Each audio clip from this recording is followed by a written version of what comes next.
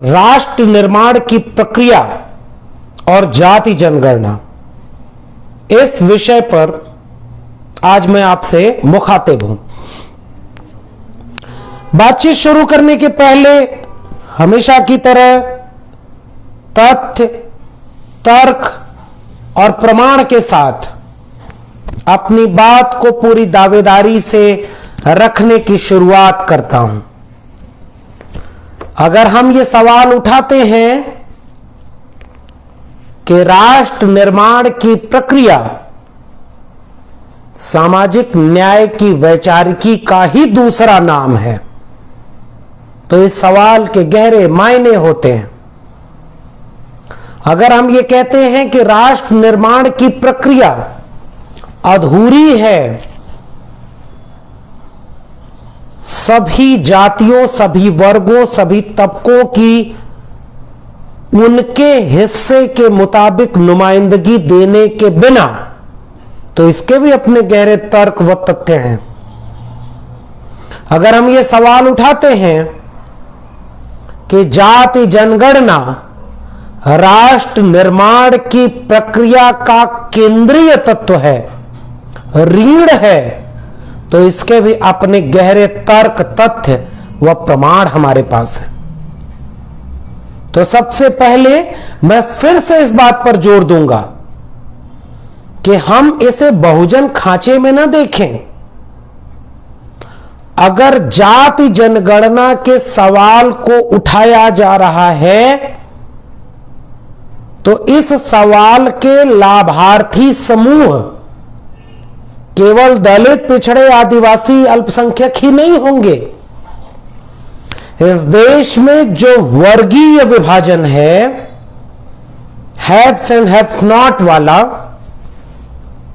किसी के पास सब कुछ है और किसी के पास कुछ भी नहीं, यानी वंचितों, शोषितों, मजलूमों, लुंठितों, कमजोरों का एक खेमा, एक वर्ग, और ताकतवर, बोर्जुआ, सामंती पुरुषों का, जिनमें एक जाति का, एक खास धर्म का वर्चस्व कायम है, शहरों का वर्चस्व कायम है, इस दो खेमे में बंटे हुए पूरे राष्ट्र को असल मानी में एक राष्ट्र बनाने की दिशा में सबसे अहम कदम होगा जाति जनगणना।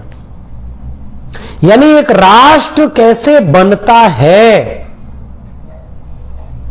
राष्ट्र के मायने क्या होते हैं, क्या एक भूगोल, उस भूगोल में रहने वाले सारे लोग एक ही हैं, उनकी कोई पहचानगत विभाजन, पहचानगत शोषण नहीं होता? गलत है। खासकर भारत जैसे देश में यह ज्यादा गलत है, क्योंकि भारत जैसे देश में शोषण एक रेखीय, एक आयामी नहीं है। शोषण की अलग अलग पहचान है। जैसे महिलाओं का शोषण उनकी महिला पहचान के नाते बहुत गहरा है, और यह बात हम कबूल करते, दुनिया कबूल कर रही है। ज्ञान के विमर्शों में यह बात कबूल की जा रही है कि पहचान आधारित शोषण महिलाओं का अलग, अल्पसंख्यक धर्म वाले हैं तो अलग, अल्पसंख्यक भाषा के लोग हैं तो अलग, अल्पसंख्यक समूह के लोग हैं तो अलग, बहुसंख्यक और अल्पसंख्यक में यह शोषण बटा हुआ है, और बहुसंख्यक और अल्पसंख्यक की संख्या के आधार पर पहचान बटी हुई है। तो बारीकी से इस तर्क को पकड़िए कि हमारा तर्क यह है कि राष्ट्र निर्माण की प्रक्रिया का केंद्रीय तत्व यह होगा कि जिस पहचान को केंद्र में रख करके उस समूह का शोषण किया गया, जिस पहचान को केंद्र में रख करके, उस समूह का हित तभी सधेगा जब उसी पहचान को केंद्र में रख करके शोषण को खत्म करने और न्याय स्थापित करने की संरचना का विकास किया जाएगा। ध्यान से समझिएगा इस बात को। उदाहरण मैं दे रहा हूं, अगर महिलाओं के साथ शोषण, भेदभाव, हिंसा, अत्याचार, अन्याय, हकमारी की जा रही है महिला पहचान की आड़ में, तो क्या आप उसे बिना महिला पहचान की आड़ लिए, क्या उसे बिना महिला पहचान को एड्रेस किए उस शोषण के खिलाफ महिला को बराबरी का हक दिला पाएंगे? असंभव। Point number 1।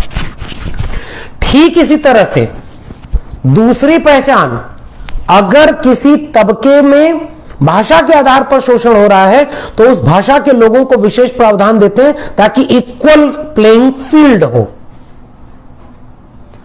तो जिस देश में सामाजिक, सांस्कृतिक, आर्थिक गैर बराबरी का केंद्रीय तर्क, केंद्रीय तथ्य, केंद्रीय पैमाना जाति हो, उस देश में राष्ट्र निर्माण की प्रक्रिया, राष्ट्र में विकास की प्रक्रिया, राष्ट्र के राष्ट्र बनने की प्रक्रिया क्या बिना जाति के सवाल को एड्रेस किए निपटाई जा सकती है? असंभव। इसलिए हमने यह प्रस्तावित किया है कि जाति जनगणना का सवाल राष्ट्र निर्माण की प्रक्रिया का केंद्रीय सवाल है। राष्ट्र निर्माण की प्रक्रिया और जाति जनगणना। अब यह बात मैं क्यों कह रहा हूं, इसके कुछ तर्क रखूंगा, कुछ तथ्य रखूंगा और फिर अंत में यह सवाल उठाऊंगा कि आज हमें जाति जनगणना के सवाल को केंद्रीय सवाल बना करके क्यों खड़ा करना जरूरी है। यह एक किताब है, जातिवार जनगणना, संसद, समाज और मीडिया। प्रस्तावना शरद यादव ने लिखा है, लेखक और संपादक दिलीप मंडल। यह पुस्तक प्रकाशित हुई है Manak publication private limited, Manak publication B7 Saraswati complex, Subhash Chowk. बाद में कई लोग पूछते हैं कि पुस्तक का रेफरेंस बताया था तो पुस्तक का डिटेल बता दीजिए, मैं पूरा बता रहा हूं। B7 सरस्वती कॉम्प्लेक्स, सुभाष चौक, लक्ष्मी नगर, दिल्ली। फोन नंबर 22453894 और 22042529। मानक प्रकाशन। दिलीप मंडल जी ने यह काम किया, बहुत अहम काम है। और इस पूरी किताब को मैं केंद्र में रख करके आज के कुछ तथ्य तर्क दे रहा हूं। इस किताब के परिचय में केवल इतना, इस किताब के परिचय में बुनियादी तर्क यह है कि पूरे राष्ट्र के बनने की प्रक्रिया को जब आप समझेंगे बारीकी से ना, तो पोल खुल जाएगी बड़े बड़े मीडिया कर्मियों की, बड़े बड़े लेखकों की, विचारकों की, चिंतकों की। इसको अगर समझना है तो यह किताब पढ़नी जरूरी है कि जिस जमाने में जाति जनगणना के सवाल को केंद्रीय महत्व का सवाल बनाया जा रहा था, आंदोलन किए जा रहे थे, उस जमाने में मीडिया घरानों में क्या लिखा जा रहा था, मीडिया क्या बोल रहा था, कैसे जाति के सवाल को खारिज किया जा रहा था, उनमें कौन लोग शामिल थे, कौन प्रगतिशील लोग थे, वामपंथी लोग थे, समाजवादी लोग थे जो अपनी जाति से ऊपर नहीं उठ पाए और जातिवार जनगणना को जातिवाद बढ़ाने वाली जनगणना का काम साबित किया और इसके खिलाफ लेख लिखे। इसका विस्तार में दस्तावेज इस किताब में है। दूसरी बात, अगर आपको यह इतिहास जानना है कि जातिवार जनगणना को लेकर के संसदीय लोकतंत्र में भारत की संसद के भीतर किस दल के नेता ने किस वक्त क्या कहा था, कब मांग उठाई थी, कब सवाल पूछा था, जातिवार जनगणना को लेकर के हर दौर की सरकारों का रुख क्या रहा, इसको भी इसमें आपको समझ में आएगा। तो मीडिया, संसद और बीच में तीसरी चीज है जो इस किताब के सब टाइटल में है, समाज। और वहां से मैं कुछ बातें अब संक्षेप में रख रहा हूं। बात पूरी हो, बात शुरू हो, इसके पहले फिर से याद करूंगा मंडल कमीशन।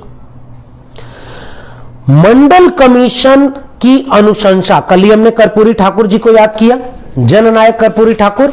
और कर्पूरी ठाकुर को याद करते समय इस तथ्य पर बहुत बारीकी से हमने बात की कि कर्पूरी ठाकुर ने एक जमीन, राजनीतिक जमीन निर्मित की थी जिसमें मंडल कमीशन की रिपोर्ट बन तो गई थी। 1980 में ये पूरी रिपोर्ट राष्ट्रपति को सौंपी भी गई। ये तस्वीर उसी समय की है, यानी जैल सिंह को सौंपा गया 80 के दशक में। लेकिन कैसे इसे कीड़ों भरा एक डिब्बा तत्कालीन प्रधानमंत्री राजीव गांधी ने कहा था। गंगाधर ही शक्तिमान है, कांग्रेस भाजपा में क्या अंतर है, इसको यह किताब बताएगी। तो संसदीय लोकतंत्र में कब कब जाति जनगणना के सवाल को उठाया गया, और मैं अभी सूचना दे रहा हूं क्योंकि बहुत विस्तार का विषय है, तो मैं एक बुनियादी सूचना आपको दे रहा हूं जिससे आपको इस किताब को पढ़ने में एक सहूलियत हासिल होगी।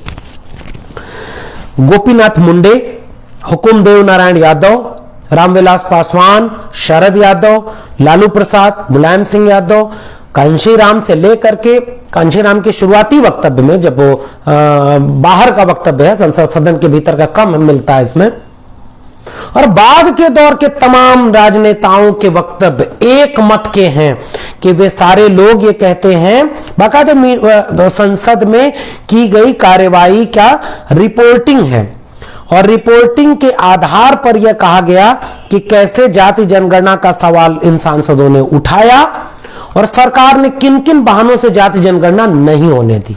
इसके लिए विस्तार में आपको एक किताब पढ़नी पड़ेगी। अब 3-4 तर्क मैं रखता हूं जो जाति जनगणना के खिलाफ में दिए जाते हैं, और उस तर्क के मुताबिक फिर अपना पक्ष हम रखते हैं कि दिलीप मंडल जी इस किताब में क्या लिख रहे हैं। हमारे साथी राजनारायण जी जब एक यात्रा निकाल रहे हैं बिहार में, हमारे तमाम साथी उत्तर प्रदेश के आजमगढ़ जिले में 2 फरवरी से राष्ट्रीय पिछड़े वर्ग के एक गैर राजनीतिक संगठन के तहत जब एक जाति जनगणना के सवाल पर पूरे उत्तर प्रदेश में एक यात्रा निकालने की शुरुआत करने जा रहे हैं, उन सारे साथियों के कामों को याद करते हुए अब उन तर्कों को समझिए कि वो लोग किस बात की लड़ाई लड़ रहे हैं और क्या कह रहे हैं। एक सवाल पूछा, पूरी जाति जनगणना की बहस इन सवालों के इर्द गिर्द है। पहला सवाल, जिस देश में भेड़, बकरी, गाय, मुर्गा, मुर्गी, गधा तक की गिनती हो गई हो, उस देश में जाति की गिनती न हो कि किस जाति के कितने लोग हैं, क्या यह तार्किक सवाल है? पॉइंट नंबर 2, जिस देश में विकास की सारी योजनाएं संख्यावार आंकड़ों के मुताबिक तय की जाती हो, मसलन ध्यान से समझिएगा इस पॉइंट को, पूरा राष्ट्र एक योजना बनाता है, एक बजट बनाता है कि इस राष्ट्र में किस तबके को किस चीज की कितनी जरूरत है और कितना उसको देना है ताकि वो समाज की कथित मुख्यधारा में, राष्ट्र की कथित मुख्यधारा में शामिल रहे। इसके लिए राष्ट्र आंकड़े जुटाता है। वो आंकड़े कई बार अभीष्ट मंत्रालय जुटाता है, कभी बार national sample survey organisation NSSO वो जुटाता है, जिसके आंकड़े का सरकार इस्तेमाल करती है। हर एक विकास की योजना में आंकड़े जुटाए जाते हैं और उन आंकड़ों की बुनियाद पर आवंटित किया जाता है पैसा कि अमुक जगह पर विकास नहीं पहुंचा है, इसलिए विकास को पहुंचाना है।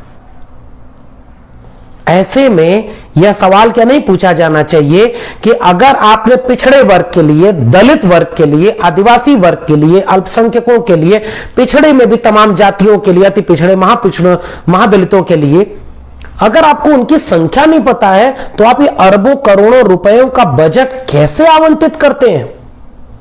यह सवाल संसद में भी पूछा गया, इसमें विस्तार में इस किताब में मैं उसका संक्षेप बता रहा हूं। और इस सवाल के जवाब में सांसदों ने कहा कि हम राज्य के अनुमानित आंकड़ों और केंद्र के अनुमानित आंकड़ों पर काम करते हैं। 70 साल बाद इस देश में बिना जातियों की जनगणना के आप करोड़ों रुपए का बजट आवंटित करते जा रहे हैं। यानी यह दो अर्थों में घोटाला है, पहला वित्तीय घोटाला और दूसरा नैतिक रूप से घोटाला है। नैतिक रूप से भ्रष्ट है यह पूरी प्रक्रिया, जिसके बुनियाद में यह है कि आप सबके लिए न्याय नहीं दे रहे। तीसरा पॉइंट, तर्क यह दिया जाता है कि जातिगत जनगणना जो 1931 के बाद कभी हुई ही नहीं, अगर जातिगत जनगणना, जातिवार जनगणना कराने की शुरुआत कर दी जाएगी तो जातिवाद बढ़ जाएगा। ध्यान से समझिएगा, गांव में आप लोगों को समझाने में इससे फायदा मिलेगा। आरएसएस ने जब वो बीजेपी सत्ता में नहीं थी तब भी उनके लोग गांव गांव जाकर के कितने दुष्प्रचार करते थे। ये बातें कभी किसी अखबार में नहीं लिखी गई, किसी मीडिया घराने में नहीं छपी, किसी बड़े आदमी ने नहीं कही। माउथ टू माउथ आरएसएस कैसे लोगों के बीच में जहर फैलाता गया कि महात्मा गांधी न होते तो भारत का विभाजन न होता, डॉक्टर अंबेडकर न होते तो भारत में जातिवाद न होता, जातियां न होती। समझिएगा, इस तर्क को समझिएगा। नेहरू अय्याश आदमी थे, हर चीज के दोषी नेहरू थे। अपने पूर्वाग्रह में विचार करिए, आपके जहन में ये सब बातें पहुंची थी कि नहीं पहुंची थी? भाजपा तो आज सत्ता में आई है, पहले थोड़े बहुत थे, यानी वो सत्ता में नहीं थे, लेकिन उनका तंत्र कैसे था कि वो जहर फैलाने में, लोगों को ये फैलाने में कामयाब हो गया कि जब भारत और पाकिस्तान अलग अलग हुए तो भारत में मुसलमान इतने परसेंट थे, इतने परसेंट के रेशियो में बढ़ रहे हैं, फिर एक दिन ये भारत मुसलमानों का देश हो जाएगा, सारे कब्जा कर लेंगे, हिंदू धर्म खत्म हो जाएगा। पाकिस्तान में हिंदुओं की इतनी बुरी हालत है, कोई तथ्य उसके नहीं मिलेंगे, कोई चीज नहीं मिलेगी, लेकिन ये माउथ टू माउथ कैसे दुष्प्रचार होता है, बात समझिएगा। ऐसे ही दुष्प्रचार किया जाता है कि जाति के नाम पर जो सामाजिक न्याय का सवाल उठाता है उसे जातिवादी कहा जाता है। चार पिछड़े वर्ग के लोग अगर एक साथ बैठ करके किसी कार्यक्रम में कोई भी आयोजन करें, साहित्य का आयोजन हो, समाज का हो, मीडिया का हो, लोग जातिवादी कहेंगे। दो यादव एक साथ बैठ गए, दो पटेल, दो कुशवाहा, दो निषाद, दो दलित, दो मेहतर, दो पसमांदा, तुरंत वो जातिवादी हो जाएंगे। ये जहर किसने फैलाया है?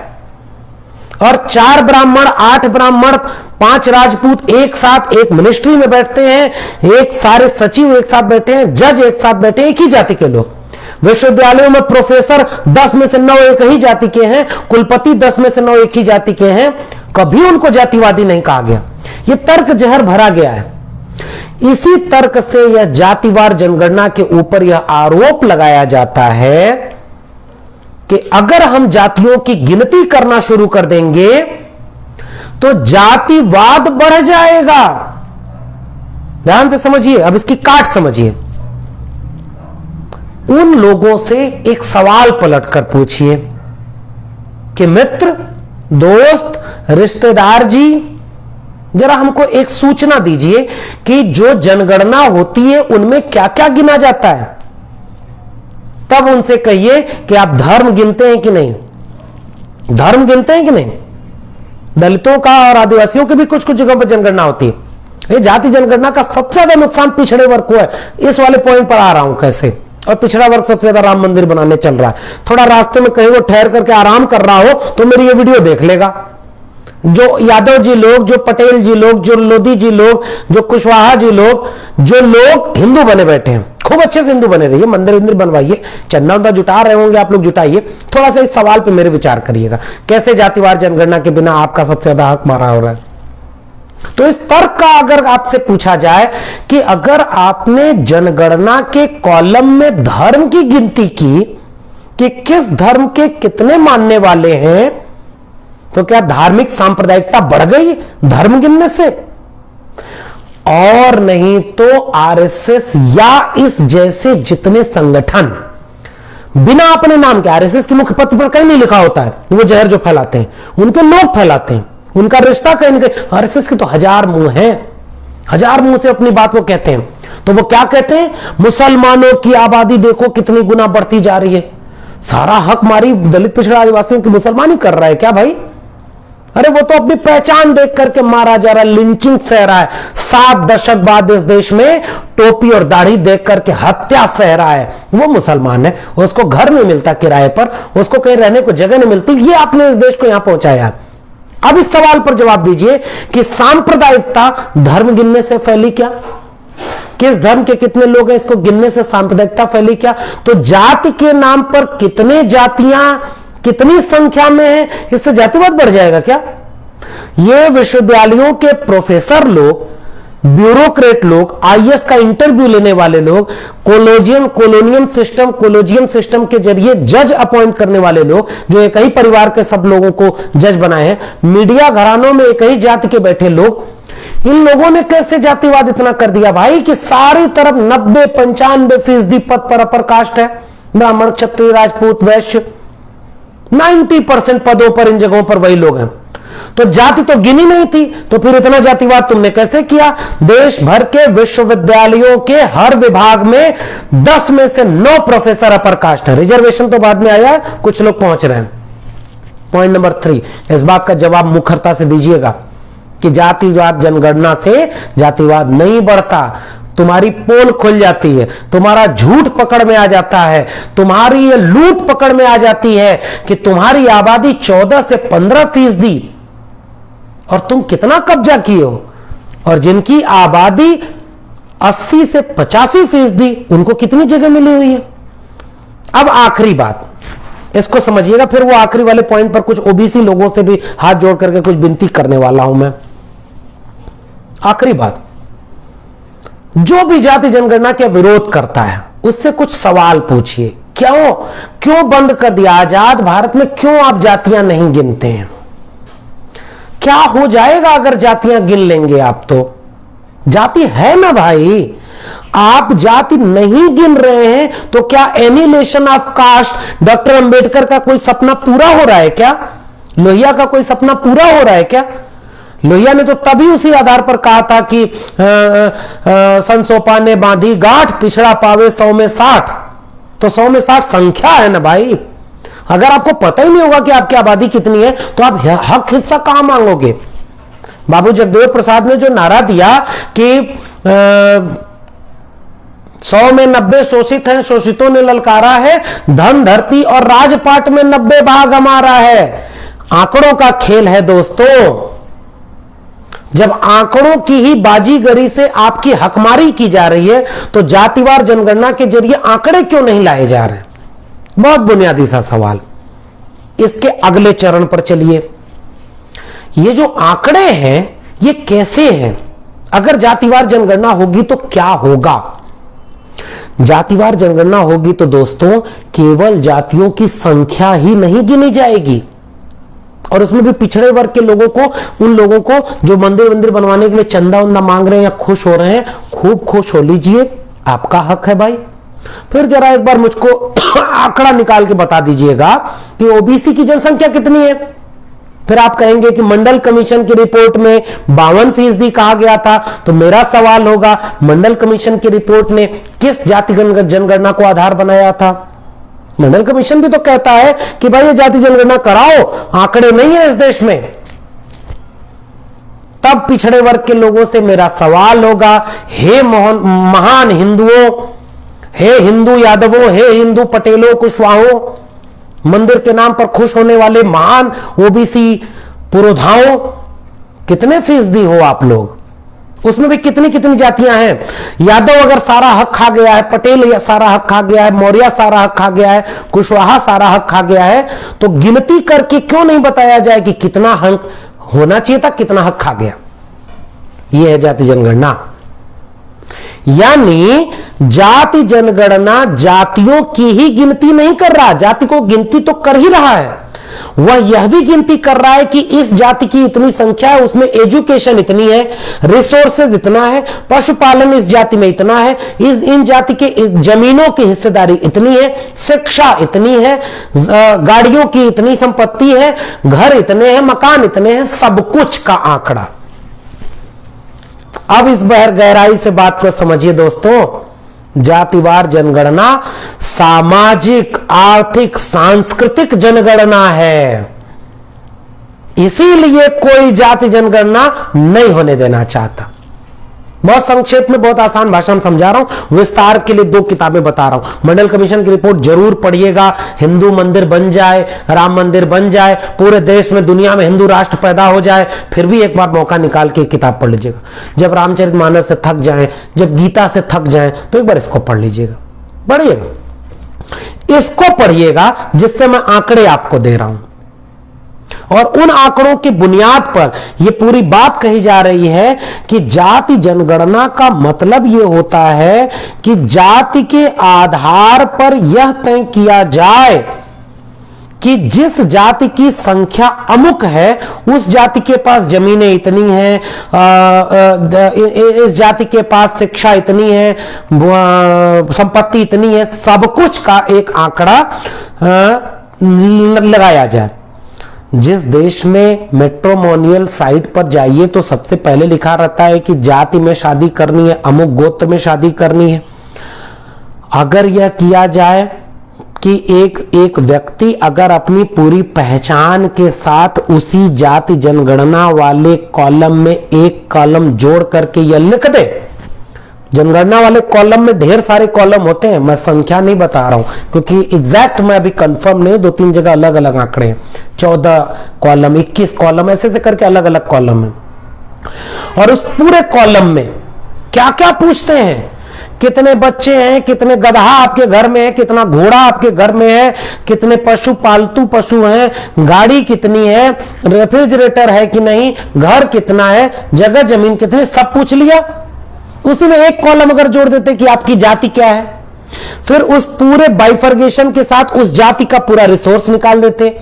तो अगर यादव लोगों ने पूरे ओबीसी का लूट लिया है तो यादव लोग इतनी संख्या में है, मान लीजिए मैं अपने ऊपर उदाहरण लेकर के समझा रहा हूं, सारे आरएसएस के काट, हिंदू राष्ट्र की काट और बीजेपी को ध्वस्त करने वाली ये पॉलिसी है। देश को बचाना है तो जाति जनगणना की बात करनी होगी। फिर से समझिए, मान लीजिए मेरी जाति यादव है, तो जाति जनगणना के जरिए पूरे देश में अलग अलग इलाके में, किस जिले में, किस गांव में कितने यादव रहते हैं, पूरा एक बाइफर्गेशन यादव का बन जाएगा।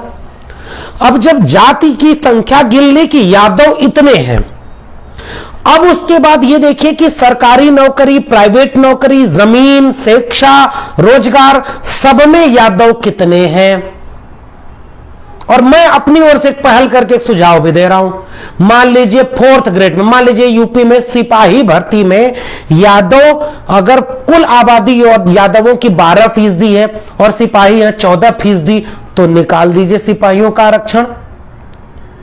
लेकिन साथ में आईपीएस की भर्ती पर, डीएम की भर्ती पद पर, अगर डीएम की भर्ती पर यादव है 10% और आप काम कर रहे हैं आईएएस और आईपीएस बनकर के आधा %, तो 12%, 10% जितनी उनकी आबादी है आईएएस और आईपीएस में उनको रिजर्वेशन बढ़ाओ। यह है जाति जनगणना का फार्मूला। जहां जो संख्या में पूरा हो गया उसको रोको, हमें कोई दिक्कत नहीं, मेरा सुझाव है, आप इससे सहमत असहमत हो सकते हैं। वैसे ही कुशवाहा, वैसे ही पटेल और वैसे ही ओबीसी की सबसे नीचे वाली जाति जो अति पिछड़ा है, जिसको आरएसएस रोज घर जाकर समझा रहा है तुम्हारा हक यादवों ने ले लिया, पटेलों ने ले लिया, कुशवाहाओं ने ले लिया। मैं गलत नहीं कह रहा हूं, लेकिन इस जाति जनगणना से यह काला सच भी सामने आएगा, कितने % यादव कुलपति हैं, जज हैं, वकील हैं, कितने % ब्यूरोक्रेट हैं, कैबिनेट सेक्रेटरी कितने % हैं, चलो आने दो, मीडिया में कितने % हैं। हम तो कह रहे हैं कि अगर ज्यादा हो गए हो तो उनका आरक्षण कम करो, लेकिन आंकड़े तो दो। तो जाति जनगणना का मतलब यह होता है कि उस जाति की संख्या ही नहीं गिनना, उस जाति के संख्या के सारे खेल को समझ लेना, आर्थिक, सामाजिक, सांस्कृतिक, सब कुछ, शिक्षा कितनी है, जमीन कितनी है, रोजगार कितना है। जैसे ये गिनती होगी, पोल किसकी खुलेगी? जिनकी आबादी 3% है। 3% लोग 93% पदों पर बैठे मिलेंगे। 3% लोग 93% एजुकेशनल इंस्टीट्यूशन में विभागाध्यक्ष, कुलपति, डीन, प्रोफेसर, प्राचार्य सब कुछ बने मिलेंगे। 3% लोग 93% जगहों पर जज बने हैं, मीडिया में ब्यूरो चीफ बने, सब कुछ बने मिलेंगे। यह पोल खोलेगी जाति जनगणना। इसलिए हम कह रहे हैं राष्ट्र निर्माण की प्रक्रिया का नाम है जाति जनगणना। क्यों नहीं इस पे पूरे देश में आंदोलन हो जाए? हिंदू हृदय सम्राट, ये जो फकीर बैठा है दिल्ली में, जो लिबास और दाढ़ी और बाल से महामानव बनने की ओर आमादा है, बने महामानव, करे एक बड़ा काम, जाति जनगणना होने वाली है 21 में। जाति जनगणना 2011 आखिरी तथ्य है, इसके बाद अपनी बात में खत्म करने जा रहा हूं। 2011 में पूरा माहौल बना, 9 में 10 में आंदोलन चले और यही राजनारायण जी संसद में जो सामाजिक न्याय का नाम लेवा जितने नेता थे, बड़े बड़े नेता, उसमें से एक नेता युद्धबंदी की तरह लालू प्रसाद यादव जेल में है। मैं कल भी बोला था, आज भी बोल रहा हूं, लालू प्रसाद यादव से कई जगह आप असहमत हो सकते हैं, होना चाहिए, वो राजनीतिक व्यक्ति है, उनसे आप सहमत असहमत हो। लेकिन सबसे बड़ा घोटाला क्या लालू प्रसाद यादव ने किया है? क्या इस बीजेपी में कोई घोटालेबाज नहीं है? सारे मंत्री, ये यूपी का सीएम 44 मुकदमा वाला, ये अजय सिंह बिष्ट, ये फकीर, ये बाबा ने मुख्यमंत्री बनने के बाद पहले अपना काम किया मुख्यमंत्री का, सारा मुकदमा वापस ले लिया। तो युद्ध बंदी कौन है? जेल में कौन है? दलित पिछड़ा आदिवासी। सारा दोष दलित पिछड़ा आदिवासी का। ये सारे नेता उस समय थे, तमाम सामाजिक न्याय के नेता थे।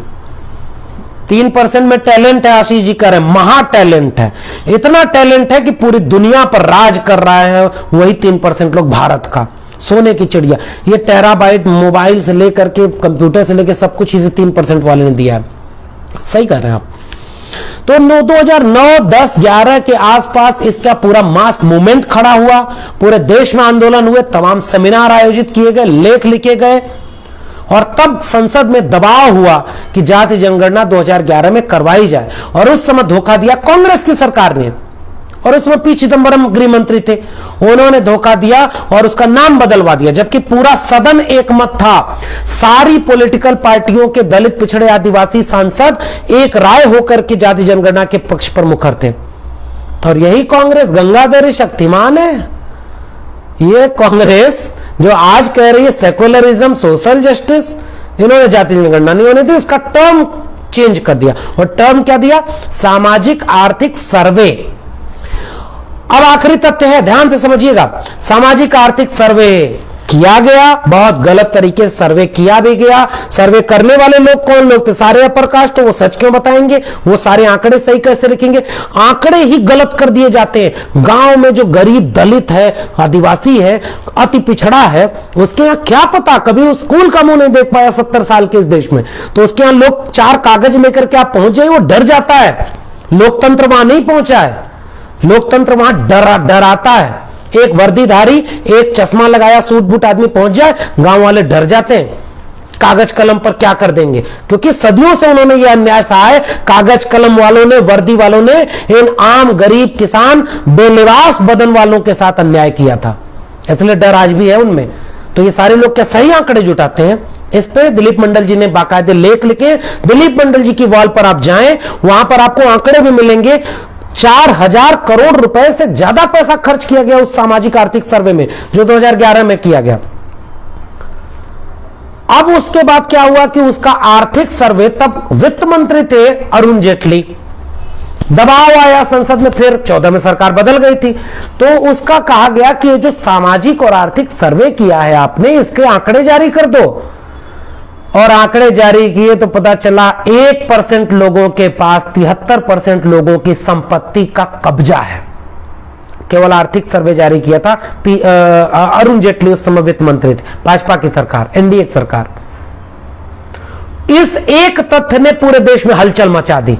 और उसके बाद उन्होंने सामाजिक सर्वे जो किया था, जिसके अंदर जातियों की संख्या और उनकी हिस्सेदारी बतानी थी, उसको उन्होंने बताया ही नहीं, उसका गबन कर लिया। यह है सच्चाई, यह है सच्चाई उस हिंदू राष्ट्र की संकल्पना के पीछे।